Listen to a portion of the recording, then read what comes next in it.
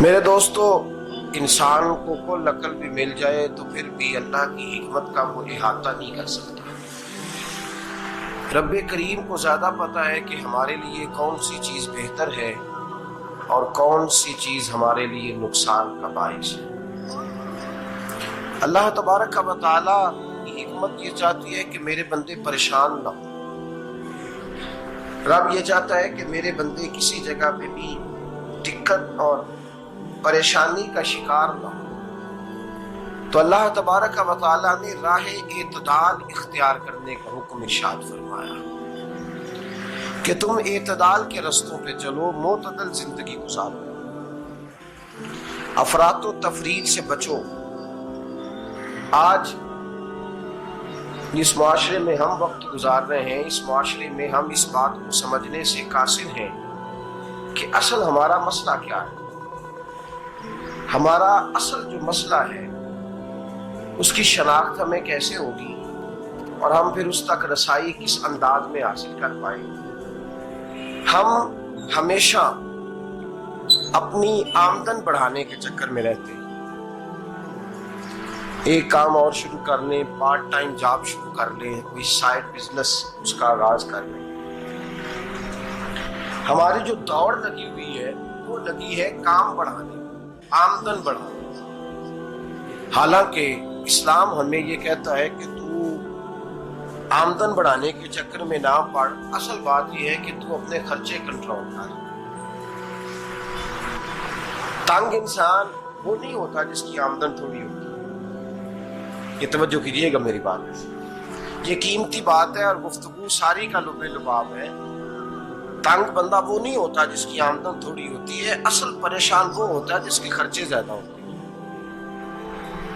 اور ہمارا جو روزمرہ کا نقصان ہو رہا ہے وہ آمدن کے معاملات میں نہیں ہو رہا۔ بنیادی نقص جو واقعہ ہو رہا ہے وہ یہ ہے کہ ہمارے اخراجات زیادہ ہیں اور وہ اخراجات کسی اور نے نہیں بڑھائے، وہ خرچے ہم نے خود بڑھا لیے ہیں اور اب ہمیں اس کا نقصان بھگتنا پڑ رہا ہے۔ اور اگر آپ صحیح معنوں میں ٹٹولیں تو جو بہت امیر لوگ ہیں وہ تو ان خرچوں سے بچ گئے۔ میں نے بہت سارے ایسے خدمات میں شرکت کی ہے، میں بہت ساری ایسی جگہوں پہ گیا ہوں کہ جہاں لوگوں نے بڑا مختصر سا ختم دلایا ہے تو ہو گیا ہے ختم۔ ختم کے معاملے میں کب کسی نے پابندی لگائی ہے کہ اس میں 200 آدمی شریک ہوگا تو تب یہ سالے ثواب صحیح ہو سکے گا؟ کون کہتا ہے؟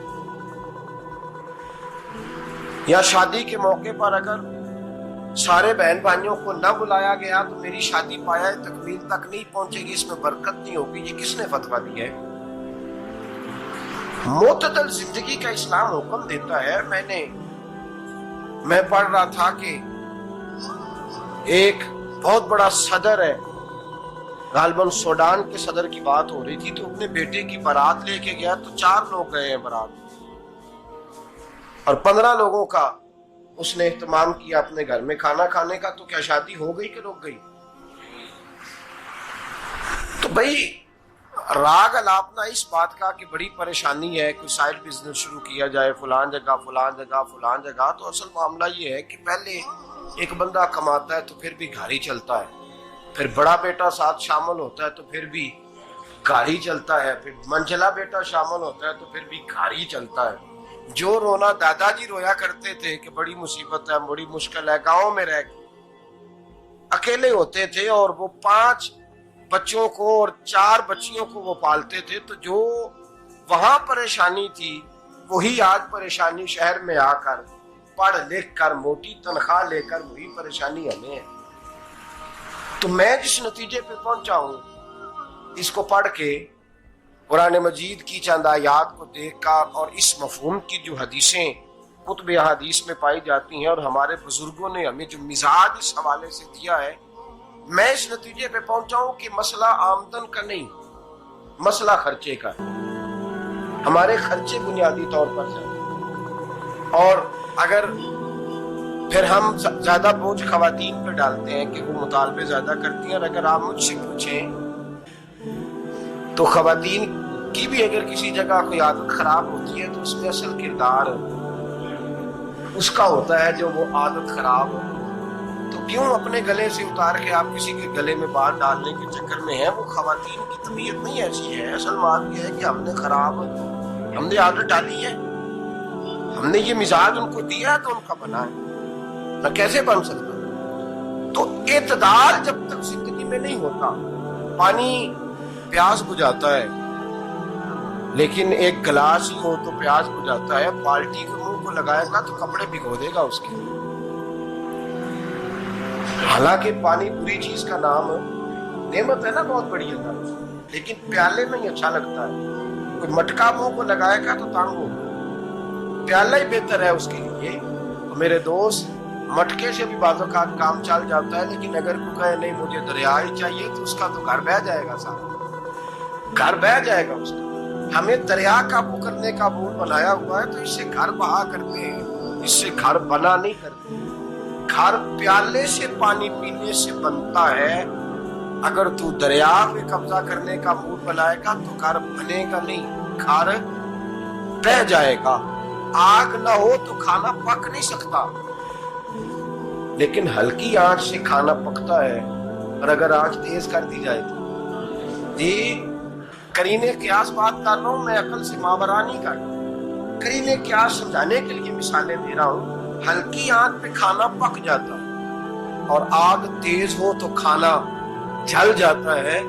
کھانا اتنی دیر کھانے کے قابل رہتا ہے جب تک وہ ہلکی آنچ پہ پکتا ہے۔ تو جتنی مرضی تو کہتا ہے نہیں میرا گزارے نہیں، آگ تیز ہونی چاہیے، تو میاں جل جائے گا، جل جائے گا۔ ہوا نہ ملے تو سانس نہیں آتی، ٹھیک ہے؟ آکسیجن نہ ہو تو سانس ہے، ہوا نہ چلے تو گزارا نہیں ہوتا۔ لیکن اگر تیز چلے نا، اگر تیز چلے تو آندھی اور طوفان بن جائے تو چھتیں گرا دیتی، جانیں لے لیتی ہے۔ ہم ہیں طوفان کے چکر میں، ہم ہیں دریا کے چکر میں، ہم ہیں بڑے ناؤ کے چکر میں۔ تو میاں ہلکی آنچ ہی اچھی ہے، یاد رکھ۔ اور ایک گلاس پانی کا اعتدال سے ملتا رہے تو وہی ملتا رہے، ضرورت کے وقت وہی بہتر ہے۔ تو پورے دریا پہ قبضہ کرنے کا پروگرام نہ بنا، تانگ ہو جائے۔ اور میرے عزیز یاد رکھ، ہوا سانس لینے کے مطابق ملے تو وہی اچھی ہے، جو سانس بند کرنے پہ آ جائے وہ ہوا اچھی ہے۔ ہم نے چکر چلا لیا ہے کہ زیادہ پیسہ، راتوں رات پیسہ، لمبا پیسہ، یہ پلاٹ بھی میرا، وہ پلاٹ بھی میرا، گجرانوالا بھی، گجرات بھی، لالا موسیٰ کھاری اور پنڈی تک جہاں میں جاؤں میرے نام کی تختیاں لگی ہوئی ہونی چاہیے۔ اسلام بنا